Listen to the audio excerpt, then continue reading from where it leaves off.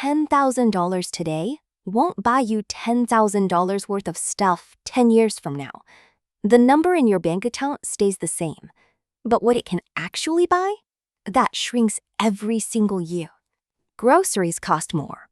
Rent costs more, gas, insurance, childcare, more. Your paycheck might look the same, but every trip to the store, every bill, every tank of gas, you feel it. See money, less stuff. That gap has a name: inflation. It is not a line on your tax return. No agency sends you a bill, but you pay it every time the price of anything you need goes up while your dollars stay flat. Here is the basic mechanism.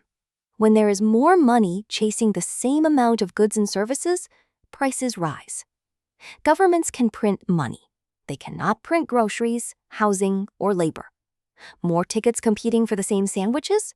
Each ticket buys less. This is not theory. In the 1970s, U.S. inflation hit 13%. In 2021 and 2022, it spiked to about 9%. Even in calm years, the long-run average sits around 3.5%. At that average, prices double roughly every 20 years. Here is the number that actually matters: real return. Roughly, your real return is your nominal return minus inflation. A 4% savings account with 3% inflation gives you about 1% real, before taxes.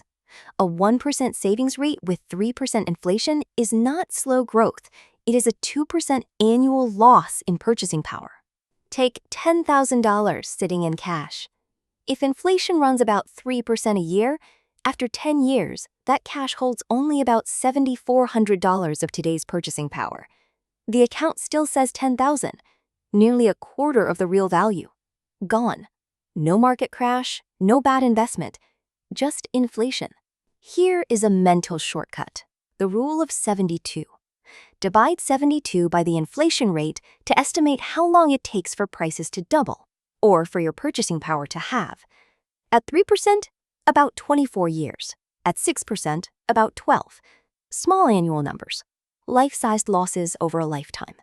A quick caveat: moderate inflation is normal in a growing economy. Central banks actually target around 2%. The danger zone is when inflation runs hot for years and wages do not keep up. And deflation, falling prices, sounds nice but usually signals a recession. The goal is not zero inflation. It is understanding what inflation does to your money so you can plan around it. Remember 3 things. First, a stable account balance does not mean stable purchasing power. Second, always think in real return, not nominal return. Third, cash is a tool for short-term needs, not a long-term vault. Inflation is the tax nobody voted for. And just to be clear, this is education, not financial advice.